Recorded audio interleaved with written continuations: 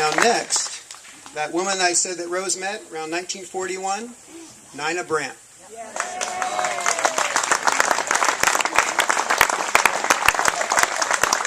Nina Brandt, Army Corps nurse at Letterman Hospital here in San Francisco at the time, was working with the blind soldiers there, and Rose and Nina had the chance to meet. Now, give me a shout out. Who remembers Nina Brandt that's here in the audience? Oh yeah, yes. Let me see your scars. There they are. What people don't realize is technically Nina was the first camp director. Rose was the executive director for the Foundation for Recreation for the Blind, and she was also the music director, but she always deferred to Nina as the camp director. That it was Nina who was the one that made sure you guys were playing beat ball down on the field, that you were going to put away your dishes, tie your shoes, push in your chairs, and walk straight and behave yourselves, right? Is that true? And keep your cabins clean. Nina took this whole Army Corps stuff a little too seriously, didn't she? Nina really was Rose's right-hand woman.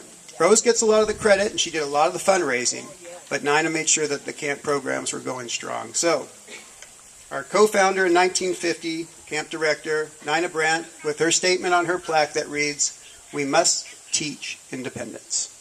Nina Brandt.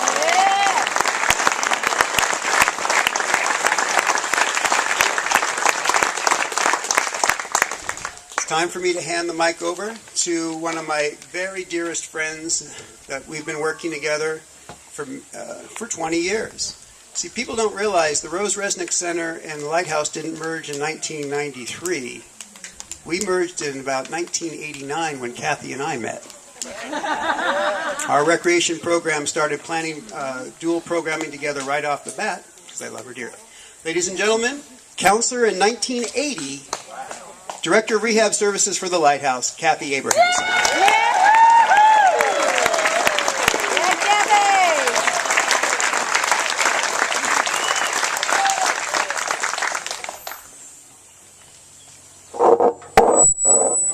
I'm sorry. I'm shorter and I need notes. On bold line paper, mind you. So, R.G. May, OJ, was the director of Enchanted Hills Camp in 1975, and she continued to be the camp director for 10 more years. In fact, she started the year after somebody here was a camper. After Mike was a camper. Mike May. That would be her son. There were so many things I could think about talking about OJ, but what I decided to do was really take some quips from people who knew OJ and were counselors with OJ, were campers when OJ was here, and also some of OJ's own words. But most of all, one of the things I wanted to mention that she was a teacher, and she was an adventurer.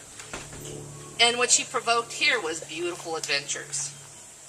She was a mentor and a leader, and she was a mom, not only to her own kids, but she was a mom to a lot of people who were here in California, came from across the country to be counselors, and came from across the world. OJ said that when each person comes to camp, each person comes to camp for different reasons. And I think that individually is what I focus on at camp. She would hire a group of counselors, tap into their creativity, and let people run wild. She'd see the individuality and the leadership skills that campers brought to camp, and also encourage them to lead. Here's some thoughts on OJ. One of them was, OJ made it look like she ran the place with an iron hand, but really what she was doing was creating an environment in which an alternative reality could take shape with its own set of rules, and all the rules were set by all the participants. Oh, and they were subject to change. She created a place of total freedom and tons of creativity. Someone else said, OJ discovered talents I had no idea I had or harbored or could even summon up. She helped me summon them up. Someone else said, she provided unconditional acceptance even when I wasn't able to do that. A camper said she was the first person to tell me that I had a lot of talent with horses, and inspired me to get out of my comfort level and go with it. She was tough and loving at the same time. When I saw Aaron Folsom today, I said to Aaron, so when you think of OJ, what do you think of? And he said, she was my first director. She was my first director. I will be forever grateful to her. She could have kicked me out of camp, but she knew I needed to be here.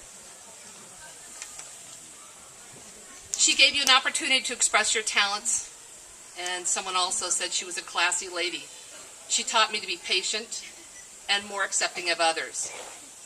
Another person said it, and I thought this was wonderful, that blindness wasn't what defined me. It was what the skills I had that defined me. But also, blindness was nothing to be ashamed of. It was something to embrace. On her plaque, it reads, the final thing that most people said was, no cold pricklies, only warm fuzzies. So on her plaque, it says O.J. May, Camp Director, 1975-1985. No cold pricklies, only warm fuzzies. So when I was putting some of my words together, I emailed Mike and I said, okay, so I might have forgotten about this. It's been a while. Where do the warm fuzzies and cold pricklies come from? And Mike said, oh, I think it was something like an I'm okay, you're okay. So I decided to Google it. I love Google. So anyway, back in 1969, there's also a story called A Warm Fuzzy Tale. It's done in I don't know how many languages, but I think it is truly what OJ was trying to say all along was the more you give, the more it comes back to you. And if you don't give, it's not going to come back, and that ain't no fun. So that was really what the story is about. On a personal note, I have to take a minute. Every day I go to work, I get to think about camp. I get to think about what I do. She really gave not only me but other people opportunities up here. I will note that Sue Tierney, who's here, who is Sue True, was the one who hired me. And together, I think they both gave me the opportunity to not only look at blindness as a field, but also I want to make sure that people knew that there was a deafblind camp going up here too. And OJ embraced that also. I go to work every day and have been for the last 25 years, looking at the past, holding on to those kind of secretive memories, but also looking towards the future. I have seen some wonderful camp directors, and I think OJ started a really wonderful legacy that people have brought in as they came here through campers and also returning counselors. So after OJ, there was Jim Carrion, and Scott and Teresa Duncan. I know Teresa's here. There was Paul Reed. Paul Reed's in New Mexico, and he couldn't be here. And then there was the Tony Fletcher dynasty. And